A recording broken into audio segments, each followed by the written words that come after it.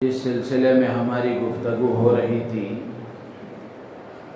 اور جس مضمون سے متعلق باتیں آپ حضرات کے سامنے پیش کی جا رہی تھی کہ ارتداد کی موجودہ زمانے میں شکلیں کیا ہیں اور اس کے اسباب کیا ہیں، اس سے متعلق کچھ باتیں گزشتہ جمعہ عرض کی گئی تھی۔ اسی سے متعلق کچھ اور باتیں بھی باقی تھیں جو اس جمعہ عرض کرنا تھا، لیکن میں نے آج کی جمعہ کی مناسبت سے اس مضمون کو موقوف رکھتے ہوئے، آپ سب کے علم میں ہے کہ آج 6 دسمبر ہے۔ 6 دسمبر ہمارے ملک کی تاریخ کا ایک اہم دن مانا جاتا ہے۔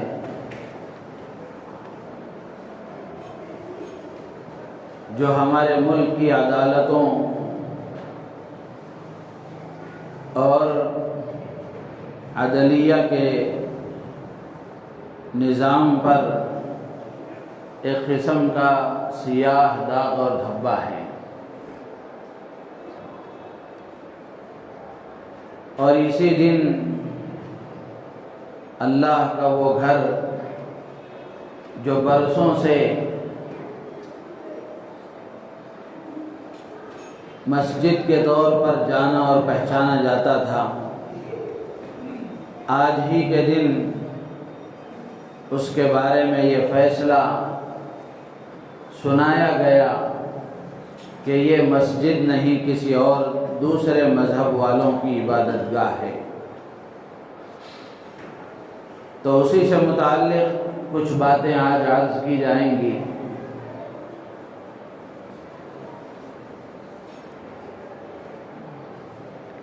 سب سے پہلی بات تو یہ ہے کہ مسجدیں روئے زمین پر سب سے زیادہ خیر و برکت والی جگہیں ہوتی ہیں۔ مسجدوں کا جو حصہ ہے وہ زمین کا وہ مبارک حصہ ہے جس پر اللہ کی انگنت اور بے شمار رحمتوں کا نزول ہوتا ہے۔ زمین کا وہ حصہ جس پر اللہ کا گھر تعمیر ہوتا ہے وہ زمین کے دوسرے حصوں پر فخر کرتا ہے۔ جس طرح انسانوں کے اپنے نصیب ہوتے ہیں اور انسانوں کی مختلف حیثیتیں ہوتی ہیں، اسی طرح زمینوں کے بھی نصیب ہوتے ہیں۔ ساری زمینوں کی حیثیت ایک جیسی نہیں ہوتی۔ زمینوں میں جس کا نصیب سب سے اعلیٰ اور ارفع ہوتا ہے، زمین کے اس حصے پر اللہ کا گھر تعمیر ہوتا ہے، اور جہاں ایک مرتبہ اللہ کا گھر تعمیر ہو جائے، قیامت کی صبح تک کے لیے وہ مسجد ہی ہوتی ہے، بھلے وہاں کچھ بھی کیا جائے۔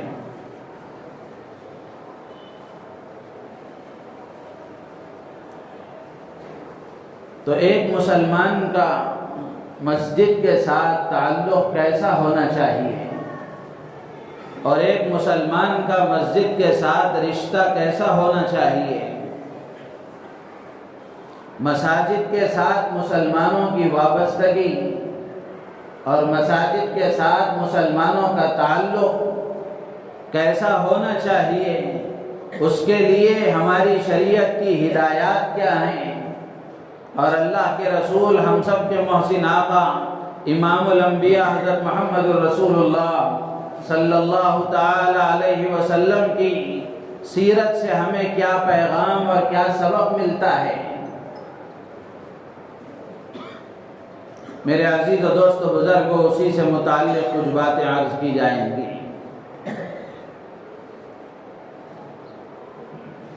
مسجد کے ساتھ مسلمان کا تعلق یہ اس کے ایمان کا حصہ ہے۔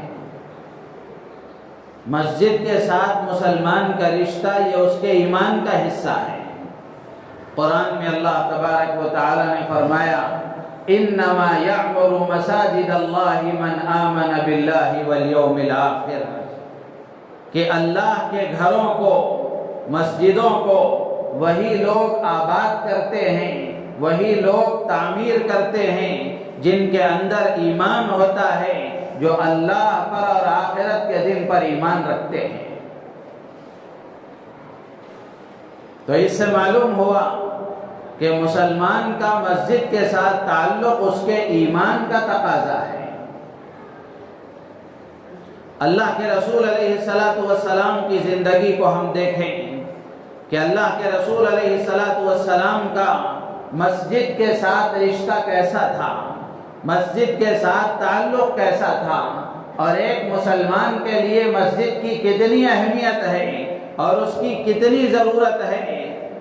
रिवायतों में आता है अल्लाह के रसूल अलैहिस्सलातु वस्सलाम ने जब हिजरत फरमाई मक्के से मदीने के लिए, तो रास्ते में आपने क़ुबा इलाके में क़याम फरमाया। 14 दिन आपका वहाँ क़याम रहा। आप जब वहाँ मुक़ीम हुए, वहाँ तशरीफ़ ले गए, तो सबसे पहली फ़िक्र आपकी ये थी कि आपने वहाँ मस्जिद की बुनियाद रखी। इसीलिए हमारे बुजुर्गों में गुजरात के एक बड़े आलिम दीन गुजरे हैं, हज़रत अल्लामा रज़ा अजमीरी रहमतुल्लाह अलैह, जो जामिया हुसैनिया या अशरफिया रांदेर के शेखुल हदीस थे।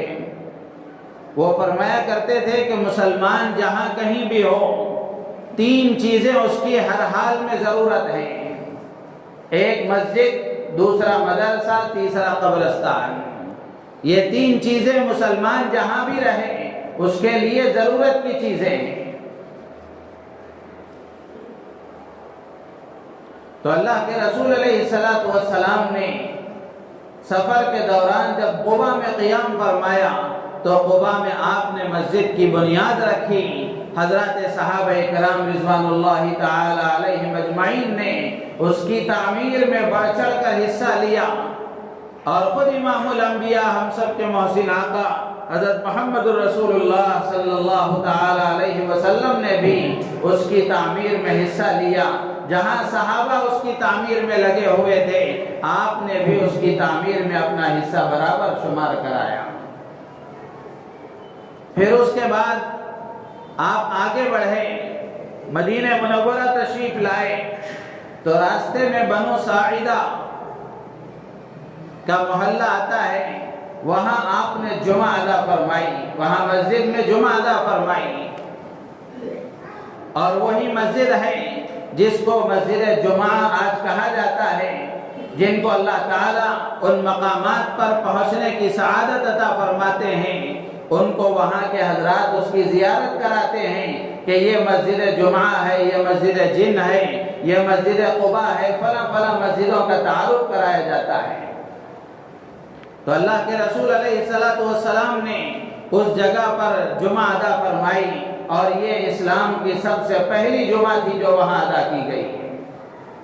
फिर उसके बाद आप आगे बढ़े, ऊँटनी पर आप सवार हुए, तो आपने ऊँटनी की नकेल को छोड़ दिया। गोया आपने उसको इस बात की इजाज़त दे दी कि अब वो जहाँ जाना चाहे, जैसा जाना चाहे। तो ऊँटनी जैसे ही उठकर खड़ी हुई, दाएं बाएं उस ऊँटनी देखा, फिर उसके बाद आगे को चलने लगी। गोया ऐसा महसूस हुआ कि वो ये देख रही थी कि मैं किस सिमत में जाऊं। फिर उसने गोया ये फैसला किया कि मुझे इस तरफ जाना है। तो ऊँटनी चलती रही। रास्ते में एक और कबीला आया।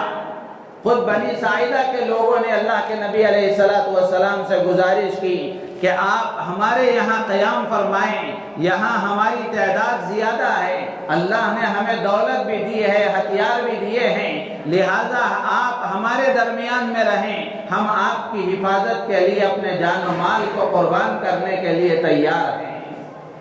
अल्लाह के नबी अलैहिस्सलातु वस्सलाम ने उनकी बातों को सुनकर मुस्कुराया और इरशाद फरमाया कि ये ऊँटनी मामूर है, اللہ کی طرف سے اس کو حکم دیا گیا ہے کہ وہ جہاں جا کر رکے گی وہاں میری منزل ہوگی۔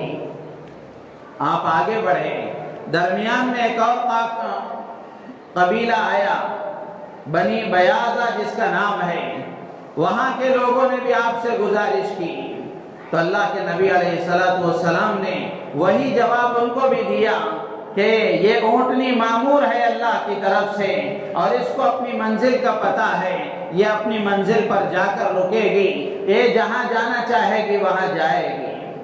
پھر آپ آگے بڑھے، پھر ایک قبیلہ آیا، بنی عدی جس کا نام ہے، یہ آپ کے دادا عبد المطلب کا ننیحال تھا۔ اللہ کے نبی علیہ السلام سے ان قبیلے والوں نے گزارش کی کہ یہاں آپ کے دادا کا ننیال ہے، رشتہ داری ہے، لہذا آپ یہاں سے آگے نہ بڑھیں، یہیں رک جائیں۔ اللہ کے نبی علیہ السلام نے ان کو پھر وہی جواب دیا، آپ آگے بڑھیں۔ تو بالآخر ایک جگہ پر آ کر آپ کی اونٹنی رکی، بنو مالک ابن نجار، جہاں حضرت ابو ایوب انصاری رضی اللہ تعالیٰ عنہ کا مکان تھا، اونٹنی وہاں جا کر روکی۔ حضرت ابو ایوب انصاری رضی اللہ تعالیٰ عنہ نے حضور اکرم صلی اللہ علیہ وسلم سے درخواست کی کہ آپ کی اجازت ہو تو آپ کا سامان میں اپنے گھر لے جاؤں۔ اللہ کے نبی علیہ السلام نے اجازت دی، تو آپ نے جب تک مسجد نبوی کی تعمیر نہیں ہو گئی اور آپ کے لیے اس کے اطراف میں حجرے اور کمرے نہیں بنائے گئے، اس وقت تک آپ نے حضرت ابو ایوب انصاری رضی اللہ تعالیٰ عنہ کے گھر میں قیام فرمایا۔ تو تقریباً 11 مہینے آپ نے وہاں قیام فرمایا۔ تو آپ جب مدینہ پہنچے ہیں تو مدینہ پہنچنے کے بعد سب سے پہلی فکر آپ کی، سب سے پہلی ضرورت جو آپ نے سمجھی وہ اس بات کی تھی کہ آپ یہ چاہتے تھے کہ یہاں مسجد تعمیر کی جائے، اللہ کا گھر تعمیر کیا جائے، اس لیے کہ جہاں مسلمان آباد ہوں، جہاں مسلمان بستے ہوں، وہاں اللہ کا گھر نہ ہو تو یہ مسلمانوں کے لیے بڑے خطرے کی بات ہے، ان کے ایمان کی حفاظت کے لیے خطرے کی بات ہے۔ آج بھی آپ دیکھ رہے ہیں جن گلیوں میں مسلمان آباد ہیں وہاں مسجد نہیں ہے، نمازوں کے اہتمام کا کوئی انتظام نہیں ہے، اللہ کی عبادت کا کوئی اہتمام نہیں ہے، وہاں باطل اپنی پوری محنت لگا کر ان مسلمانوں کو اپنے فریب میں لینے کی پوری کوشش کرتا ہے۔ تو اسی لیے اللہ کے نبی علیہ السلام نے مسجد نبوی کی سب سے پہلے بنیاد رکھی۔ 2 یتیم بچوں کی زمین کا وہ ٹکڑا تھا، اللہ کے نبی علیہ السلام نے ان کے سرپرست سے فرمایا کہ تم یہ زمین اللہ کے گھر کی تعمیر کے لیے فروخت کر دو۔ انہوں نے آپ سے گزارش کی کہ میں اپنی طرف سے اس کو ہدیے میں دیتا ہوں اور ان بچوں کو میں اس کی قیمت دے دوں گا۔ اللہ کے نبی علیہ السلام نے ہدیہ قبول کرنے سے انکار کرتے ہوئے فرمایا کہ قیمتاً اس کو لے لو۔ پھر اس کے بعد بعض روایتوں میں آتا ہے کہ وہ 2 بچے خود حاضر ہوئے اللہ کے نبی علیہ السلام کی خدمت میں، اور ان دونوں نے پیشکش کی، گزارش کی، اللہ کے رسول یہ ہماری سعادت ہوگی، باوجود یہ کہ ہم یتیم ہیں، باوجود یہ کہ ہم ماں باپ کے سہارے سے بے سہارا ہیں، لیکن یہ زمین اللہ کا گھر اس پر تعمیر ہو جائے، اس سے بڑی ہمارے لیے کیا سعادت کی بات ہو سکتی ہے، اس لیے ہم اس کو ہدیہ دیتے ہیں، ہدیتاً دیتے ہیں، اور ہم اس کو اللہ کے گھر کے لیے ہدیہ دینے کے لیے تیار ہیں، آپ قبول فرما لیجئے۔ اللہ کے نبی علیہ السلام نے انکار فرمایا اور حضرت ابو بکر صدیق رضی اللہ تعالیٰ عنہ کو حکم دیا اور آپ سے فرمایا کہ اس زمین کی جو قیمت ہے وہ تم ادا کر دو۔ سبحان اللہ، کتنے خوش نصیب ہیں حضرت ابو بکر صدیق رضی اللہ تعالیٰ عنہ، کیسی خوش قسمتی کی بات ہے، قیامت کی صبح تک مسجد نبوی میں جتنے نمازی نمازیں ادا کریں گے، جتنے سجدے وہاں ہوں گے، جتنی عبادتیں ہوں گی، یہ سب کا سب ثواب حضرت ابو بکر صدیق کو جائے گا، اس لیے کہ زمین ان کے مال سے خریدی گئی۔ تو اس واقعے کو عرض کر کے یہ بات بتانا مقصود ہے کہ اللہ کے نبی علیہ السلام قبا تشریف لے گئے، مدینہ تشریف لائے، تو آپ نے سب سے پہلے جو ضرورت سمجھی وہ اسی بات کی تھی کہ یہاں اللہ کا گھر تعمیر کیا جائے، مسجد تعمیر کی جائے، اس لیے کہ مسجد کے بغیر مسلمان کا وجود نہیں ہو سکتا، کہ مسلمان مسجد کے بغیر نہیں ہو سکتا، کہ جہاں مسلمان آبادی ہو، جہاں کچھ مسلمان بستے ہوں، وہاں اللہ کا گھر تعمیر کیا جانا چاہیے، وہاں مسجد بنائی جانی چاہیے تاکہ ان کے لیے ہر طرح کے دینی سہولتوں کا انتظام ہو سکے۔ قرآن پاک میں اللہ تبارک و تعالی نے مساجد سے متعلق بے شمار آیتوں میں ہدایات دی ہیں۔ قرآن کی ایک آیت ہے سورہ نور کی، جس میں اللہ تعالیٰ فرماتے ہیں فی بیوت اذن اللہ ان ترفع ویذکر فیہا اسمہ یسبح لہ فیہا بالغدو والآصال۔ اللہ تعالیٰ فرماتے ہیں ان گھروں کے سلسلے میں اللہ تبارک و تعالیٰ نے اجازت دی ہے، اس بات کی حکم دیا ہے اللہ نے اس بات کا کہ ان ترفع، کہ ان کو بلند کیا جائے، وَيُذْكَرَ فِيهَا اسْمُهُ، وہاں اس کے نام کا ذکر کیا جائے، وَيُسَبِّحُ لَهُ فِيهَا بِالْغُدُوِّ وَالْآصَالِ، صبح و شام وہاں اس کی تسبیح بیان کی جائے۔ مفسرین نے لکھا ہے یہاں بیوت گھروں سے مراد مساجد ہیں، اللہ کے گھر مراد ہیں، ان گھروں میں کیا کرنا چاہیے۔ ہاں یہاں بات آگے بڑھتے ہوئے اب یہ بات آپ ذہن میں رکھیں کہ ان مساجد کو بنانے کا مقصد کیا ہے، مساجد بنائی کیوں جاتی ہیں، مسجدوں کا مقصد کیا ہے۔ علماء نے 4 مقاصد لکھے ہیں، اور بھی مقاصد ہیں، میں 4 پر اکتفا کرتا ہوں۔ قرآن کی اس آیت میں اللہ تعالیٰ فرماتے ہیں ان ترفع، کہ ان کو بلند کیا جائے۔ بلند کیے جانے سے کیا مراد ہے، رفع مساجد سے کیا مراد ہے۔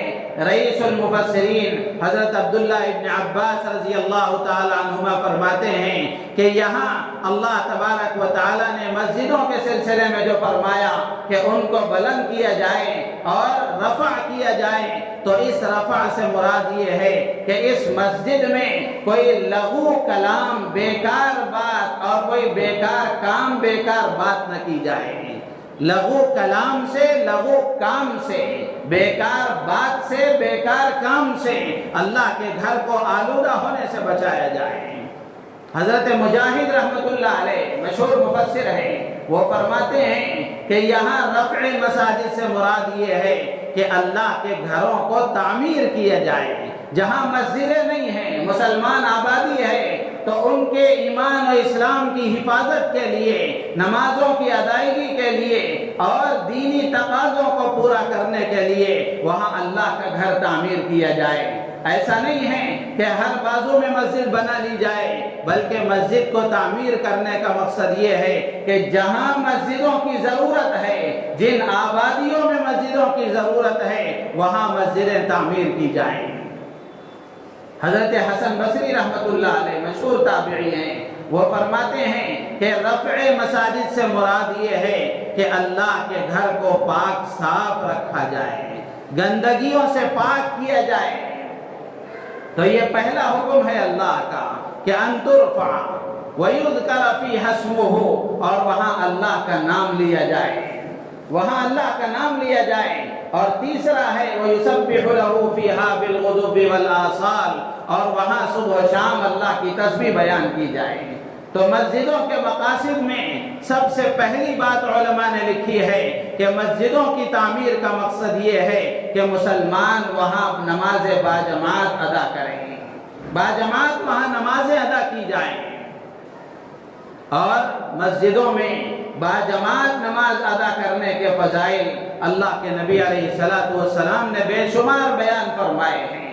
اور باجماعت مسجدوں میں نماز ادا کرنے کے سلسلے میں مسجد حرام مکہ مکرمہ کی مسجد کا ثواب الگ ہے، اور مسجد نبوی کی اس کا ثواب الگ ہے، مسجد اقصی اس کا ثواب الگ ہے، اور محلوں میں جو جامع مسجد بڑی مسجد ہوتی ہے اس کا ثواب الگ ہے، اور عام مساجد کا ثواب الگ ہے۔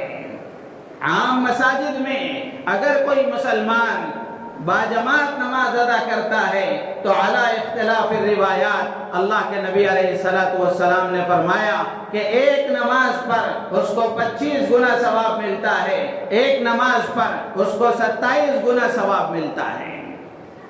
तो इसलिए यह पहला मकसद है मस्जिदों की तामीर का कि यहाँ मुसलमान बाजमात नमाज अदा करें।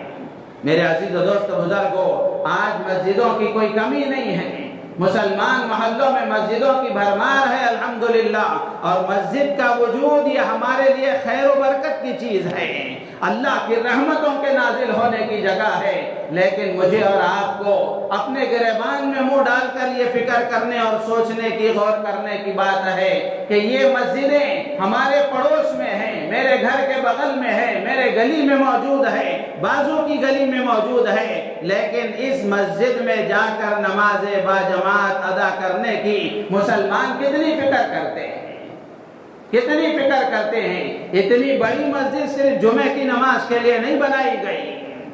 मेरे अजीज दोस्त बुजुर्गों, अगर मोहल्ले के अफराद, अगर मोहल्ले के सारे मर्द हजरात अगर मस्जिद में हर नमाज अदा करने की कोशिश करेंगे और मस्जिदों में नमाज अदा करेंगे तो ये मस्जिदें तंग हो जाएंगे।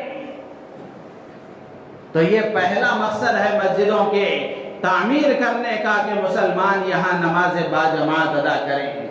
लेकिन मेरे अजीज दोस्तों बुजुर्गों, मुसलमानों का एक बड़ा हिस्सा, बड़ा तबका वो है जो मस्जिदों में नमाज अदा करने से दूर है, नमाजों से दूर है। तो इसलिए आज के दिन हम इस बात का अहद करें, आज के दिन हम इस बात का अहद करें कि मस्जिदों को आबाद करेंगे और मस्जिदों में नमाजों के अदा करने का एहतमाम करेंगे। और दूसरा मकसद उलमा ने लिखा है कि मस्जिदों की तामीर का मकसद ये है कि यहाँ अल्लाह की इबादत, अल्लाह का जिक्र, कुरान की तिलावत, नफली इबादतें की जाए। कुरान में उसी को कहा गया कि वयुज़कर फी हस्मुहु, कि यहाँ अल्लाह का नाम लिया जाए, यहाँ अल्लाह के नाम का जिक्र किया जाए। इस जिक्र में मुफस्सिरीन ने लिखा है कि तस्बीह भी, तहमीद भी, नफली इबादतें भी, कुरान की तिलावत भी, वाज़ो नसीहत भी, और सारी चीज़ें इसमें दाखिल हैं।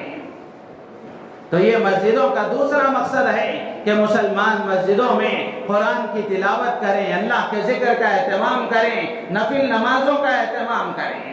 और तीसरा मकसद ये है कि कुरान की तालीम के सीखने सिखाने का निज़ाम बनाया जाए। ये मस्जिदों की तामीर का मकसद है। और मुफस्सिरीन ने लिखा है अल्लाह के नाम के जिक्र से मुराद ये भी है कि कुरान की तालीम के हल्के मस्जिद में कायम किए जाए, यहाँ कुरान के सीखने सिखाने का निज़ाम बनाया जाए, जहाँ बच्चे भी कुरान सीखें, बड़े भी कुरान सीखें, बच्चे भी दीनी तालीम से आरास्ता हो, बड़ों को भी दीनी मसाइल बताए जाएं। ऐसा इंतज़ाम मस्जिद में कायम किया जाए, यह मस्जिद के बुनियादी मकासद में से है। हज़रत अली रज़ी अल्लाह तआला अन्हु ने कूफे की एक मस्जिद में जब आपने कुरान के सीखने सिखाने की आवाज़ सुनी तो हज़रत अमीरुल मोमिनीन हज़रत अली रज़ी अल्लाह तआला अन्हु ने फरमाया कि यही वो लोग हैं जो मेरे और आपके आका हज़रत मुहम्मदुर रसूलुल्लाह सल्लल्लाहु तआला अलैहि वसल्लम को सबसे ज़्यादा महबूब हैं। यानी मस्जिद में आकर कुरान का सीखना, दीनी तालीम का सीखना, दीन का सीखना, ये अल्लाह के नबी अलैहिस्सलाम को बहुत पसंद था। तो मस्जिदों की आबादी की एक शक्ल ये है कि मस्जिदों में कुरान की तालीम का निज़ाम बनाया जाए। मैंने अपनी आंखों से गुजरात के इलाके में देखा कि माशाअल्लाह सुबह में मस्जिद खुलती है, रात के 10-11 बजे तक मस्जिद आबाद रहती है। हर वक्त में अलग अलग एतबार से बच्चे कुरान की तालीम हासिल करते हैं और वहाँ तहफीज़ कुरान के शोबे भी हैं और आलिमियत का कोर्स भी मस्जिदों में उनको पढ़ाया जाता है। मेरे अजीज दोस्तों बुजुर्गों, माशाअल्लाह हमारे सूबे कर्नाटक में शहर बेंगलुरु में भी एक हद तक इस तरह का निज़ाम है कि मकातिब की वजह से मस्जिदों की आबादी है, मस्जिदों की रौनक है। आप चले जाएं कलियों में, देहातों में, आंध्रा के और इस तरह के दूसरे इलाकों में जहां मकातिब का निज़ाम नहीं है, मस्जिदों में कुरान के सीखने सिखाने का निज़ाम नहीं है, मस्जिदें वीरान पड़ी हुई हैं, मस्जिदें वीरान पड़ी हुई हैं। تو اس لیے مسجدوں کی آبادی کی ایک شکل یہ ہے کہ مسجدوں میں قرآن کی تعلیم کے حلقے قائم کیے جائیں، اور یہ مسجد کا ایک مقصد بھی ہے۔ اور چوتھا مقصد علماء نے لکھا ہے کہ مسجدوں کے تعمیر کا مقصد یہ ہے کہ یہاں واعظ و نصیحت کی باتیں کی جائیں۔ جیسے آج جمعے کے دن یہاں بیان ہوتا ہے، تو اللہ کے نبی علیہ السلام بھی اسی طرح صحابہ کے اندر کوئی کمی بیشی دیکھتے یا کسی چیز کی طرف متوجہ کرنا ضروری سمجھتے، اللہ کے نبی علیہ السلام منبر پر تشریف فرما ہوتے اور حضرات صحابہ کو نصیحت فرماتے تھے۔ لکھا ہے کتابوں میں، ایک دن آپ نے لمبا وعظ فرمایا، فجر سے لے کر ظہر تک، ظہر سے لے کر عصر تک، عصر سے لے کر مغرب تک، اتنا لمبا وعظ ایک دن آپ نے فرمایا جس میں آپ نے قیامت کے قریب آنے والے فتنوں کی پیشین گوئیاں فرمائی۔ تو یہ مسجدوں کے مقاصد ہیں۔ مسلمانوں کو چاہیے کہ اپنی مسجدوں کو آباد کرنے کی کوشش کریں، اپنی مسجدوں کو آباد کرنے کی کوشش کریں۔ مسجدوں کی تعمیر اور مسجدوں کو آباد رکھنا یہ ہماری دینی ذمہ داری ہے، ایمان کا تقاضا ہے۔ مسجدوں کے ساتھ محبت یہ بھی ہمارے مسجدوں کے ساتھ رشتے کا ایک اسلوب ہے۔ اللہ کے نبی علیہ السلام نے فرمایا، من الف المسجد الفہ اللہ، کہ جو آدمی اللہ کے گھر مسجد سے محبت رکھتا ہے، اللہ تبارک و تعالی اس سے محبت فرماتے ہیں۔ مسجد سے محبت کی علامت یہ ہے کہ آدمی یہاں نماز کے پڑھنے کے لیے آئے، قرآن کی تلاوت کے لیے آئے، دینی تعلیم کے حاصل کرنے کے لیے آئے اور عبادت کے لیے یہاں آئے۔ تو جو آدمی مسجد میں اپنا وقت گزارتا ہے، اللہ کے نبی علیہ السلام نے فرمایا کہ قیامت کے دن اللہ تعالیٰ انہیں عرش کے سائے میں جگہ عطا فرمائیں گے، عرش کے سائے میں جگہ عطا فرمائیں گے۔ ایک بزرگ ہیں، وہ فرماتے ہیں کہ مسجدوں میں بیٹھے رہنے والے بیکار نہیں، مسجدوں میں بیٹھے رہنے والے عبادتوں میں لگ کر، قرآن کی تلاوت میں لگ کر، اللہ کی عبادت میں لگ کر جو مسجدوں میں اپنا وقت گزارتے ہیں، یہ اللہ کے نزدیک بڑے عزت والے لوگ ہیں، بڑے عزت والے لوگ ہیں۔ ورنہ میرے عزیز و دوست بزرگوں، اگر مسجدوں میں لغو باتیں، لغو کام، بیہودہ باتیں، بیہودہ کام اگر مسجد میں ہوتے ہیں، تو جیسے عام جگہوں پر کوئی غلط کام ہو تو اس کا اپنا ایک وبال الگ ہے، اللہ کے گھر مسجد میں اگر ہو تو اس کا اپنا ایک وبال الگ ہے۔ جس طرح مسجد حرام میں ایک نیکی 1,00,000 نیکیوں کے برابر ہے، اسی طرح وہاں کا گناہ بھی اتنے ہی برابر ہے۔ تو بالکل اسی طرح آدمی مسجد کے باہر کوئی غلط کام کرتا ہے تو اس کا اپنا ایک درجہ ہے، اللہ کے گھر مسجد میں اگر کوئی غلط کام کرتا ہے تو اس کا وبال اس کے حساب سے ہوتا ہے۔ تو اس لیے مسجدوں کو آباد کرنے کا مطلب یہ ہے کہ مسجدوں میں نیک اعمال کا اہتمام کیا جائے، مسجدوں کو پاک صاف رکھا جائے۔ یہ بھی مسجد سے رشتے کا ایک طریقہ ہے، مسجد سے تعلق کا ایک طریقہ ہے۔ اللہ کے نبی علیہ السلام نے فرمایا کہ جو آدمی مسجد سے کوڑا کرکٹ اٹھاتا ہے، صاف کرتا ہے، اللہ تبارک و تعالی اس کے لیے جنت میں گھر بناتے ہیں۔ بے شمار فضیلتیں بیان کی گئی۔ ایک حبشی عورت یا ایک حبشی مرد مسجد نبوی میں جھاڑو دیا کرتے تھے۔ جب ان کا انتقال ہوا، غالباً عورت ہی تھی، انتقال ہوا، اللہ کے نبی علیہ السلام کو اس کی اطلاع نہیں ہوئی، انتقال ہوا، تدفین ہو گئی۔ بعد میں اللہ کے نبی علیہ السلام کو معلوم ہوا اور آپ نے پوچھا کہ اس عورت کا کیا ہوا، تو لوگوں نے بتایا کہ اس کا انتقال ہوا، تدفین ہو گئی۔ اللہ کے نبی علیہ السلام نے فرمایا کہ تم نے مجھے بتایا کیوں نہیں؟ پھر آپ علیہ السلام اس کی قبر پر تشریف لے گئے اور آپ نے وہاں نماز ادا فرمائی، دعا فرمائی۔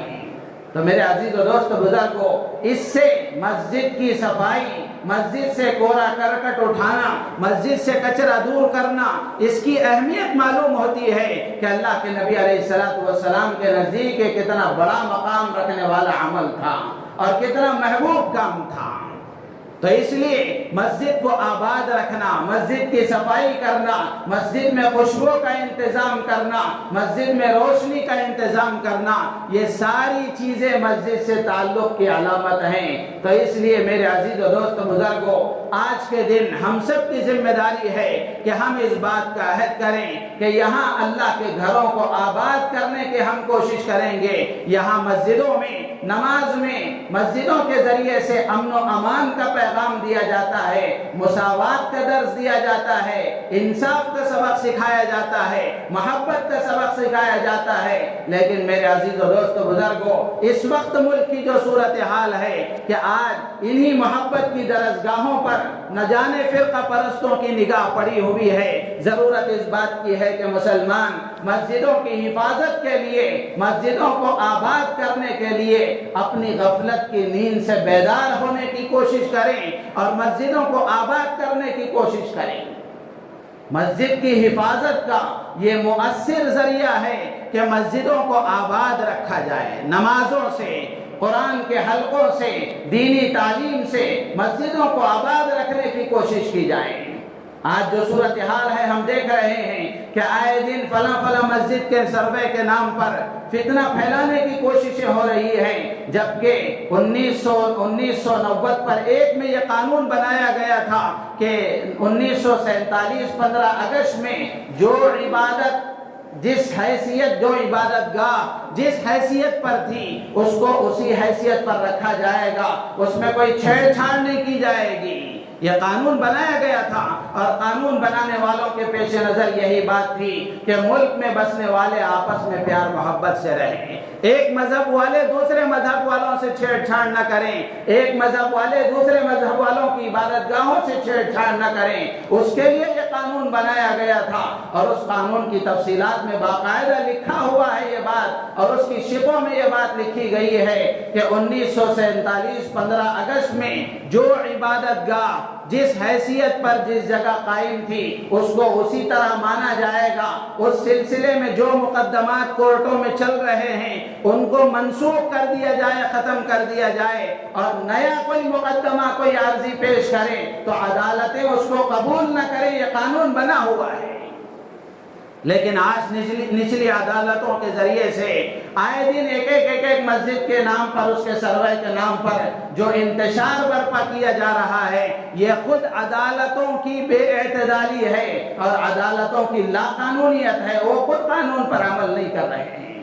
تو میرے عزیز و دوست بزرگوں، جو ہمارے اکابر کریں گے وہ کریں گے۔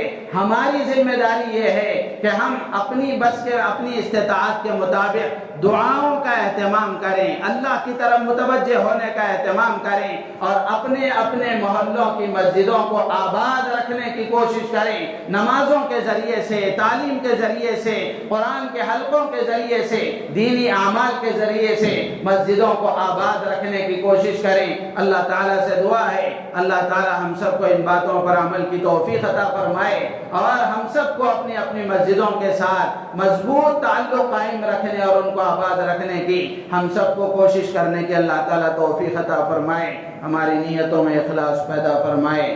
آمین۔ وآخر دعوانا الحمدللہ رب العالمین۔